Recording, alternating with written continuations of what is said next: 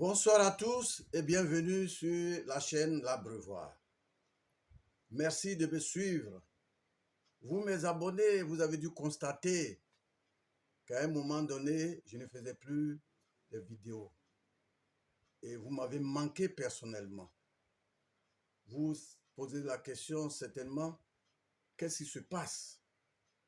Eh bien, ce n'était pas ma volonté. Cette situation que j'ai connue était indépendante de ma volonté. Et c'est pourquoi je voudrais m'en excuser. Ceci étant, ce soir, nous allons parler d'un type de prospection qui peut arriver à tout le monde, à tous les commerciaux, pourvu que chacun d'entre vous saisisse cette occasion-là. Imaginez une circonstance au cours de laquelle vous vous trouvez devant des personnes assurables, mais qui n'étaient pas prévues dans votre agenda. Et peut-être le cadre ne convenait pas trop pour que vous vous engagez. Mais les gars, c'est une opportunité que vous devez saisir. Je voudrais, pour illustrer cela, vous raconter une anecdote. Un jour, un de nos responsables m'a demandé gentiment de l'accompagner pour honorer un rendez-vous d'affaires. Ce jour-là, je jouais le rôle de chauffeur. Moi, je l'accompagne seulement. Mais arrivé, j'avais deux choix. Soit je reste dans la voiture jusqu'à ce qu'il finisse, ou bien je l'accompagne jusqu'au secrétariat.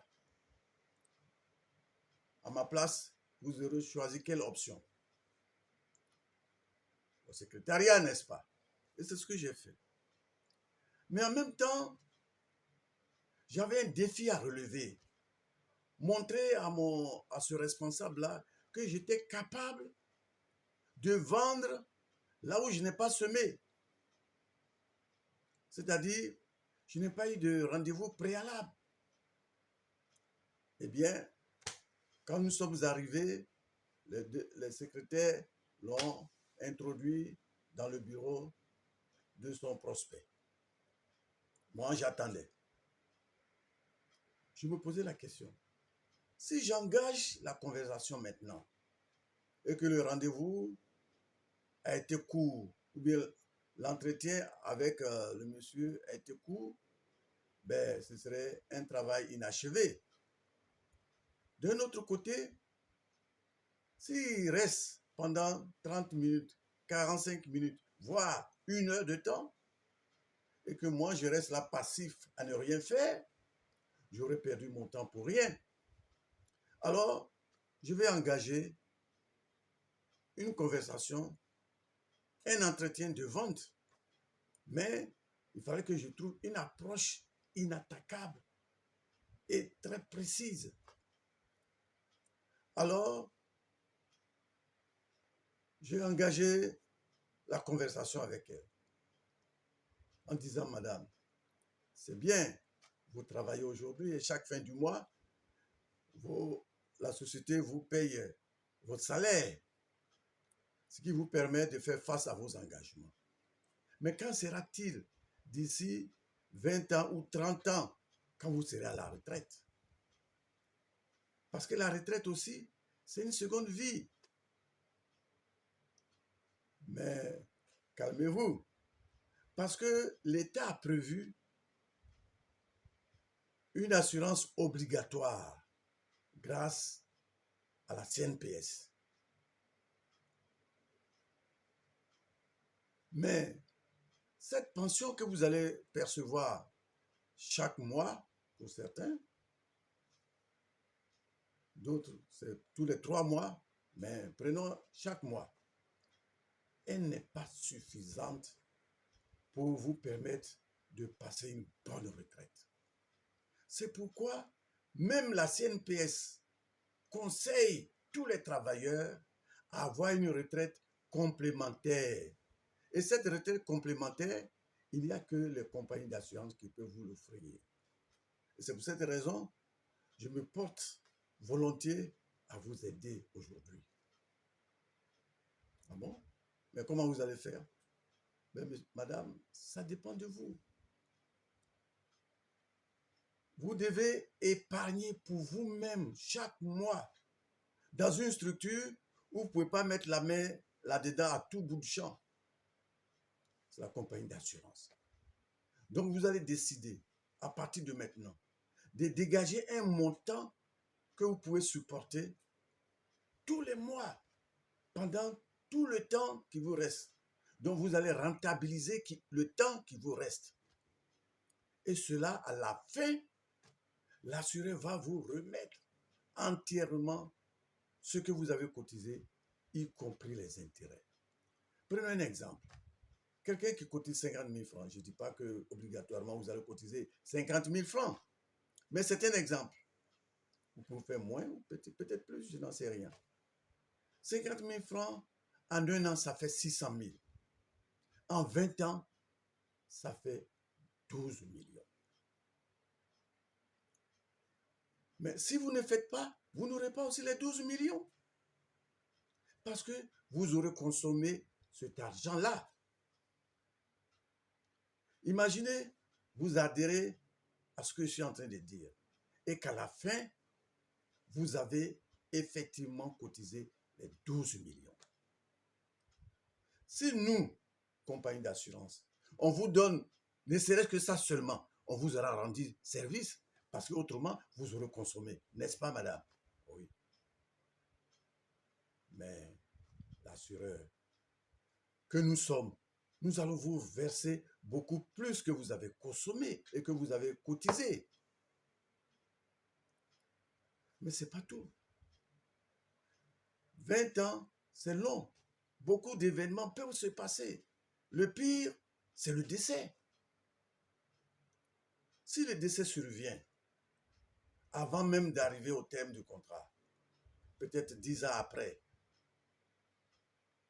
qu'est-ce que l'assureur pourra faire pour vos ayants droit, pour vos bénéficiaires désignés dans le contrat?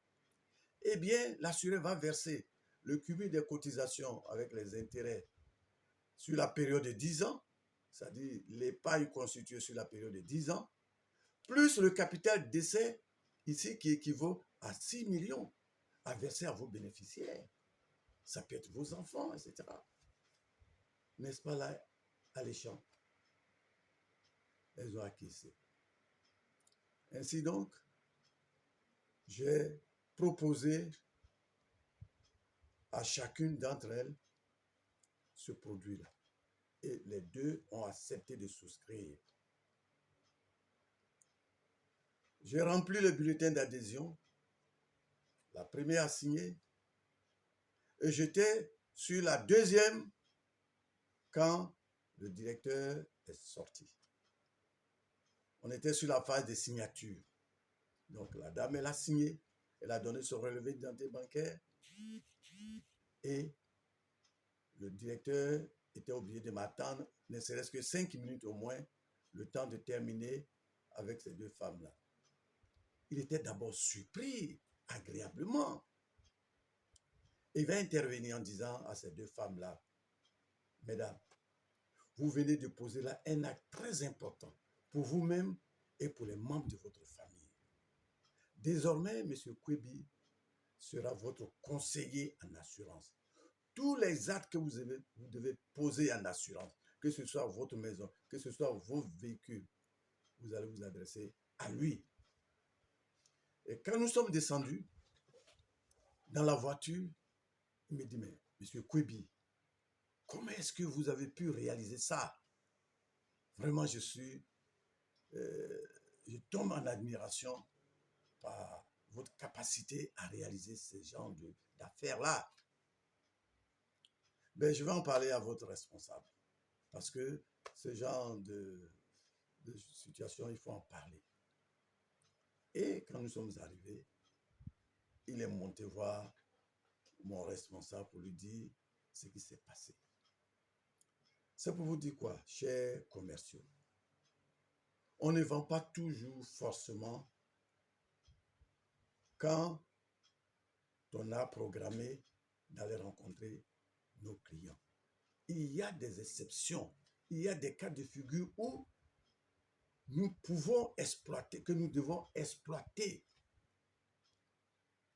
Mais pour cela, il faut être aguerri. Il faut être un commercial qui profite de toutes les situations.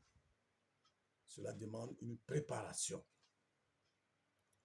Eh bien, aujourd'hui, nous allons nous arrêter ici. Prochainement, nous allons parler encore d'autres cas de figure.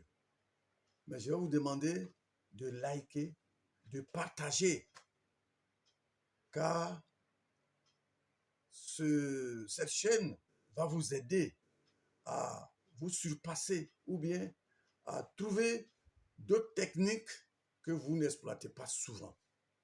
Je vous remercie.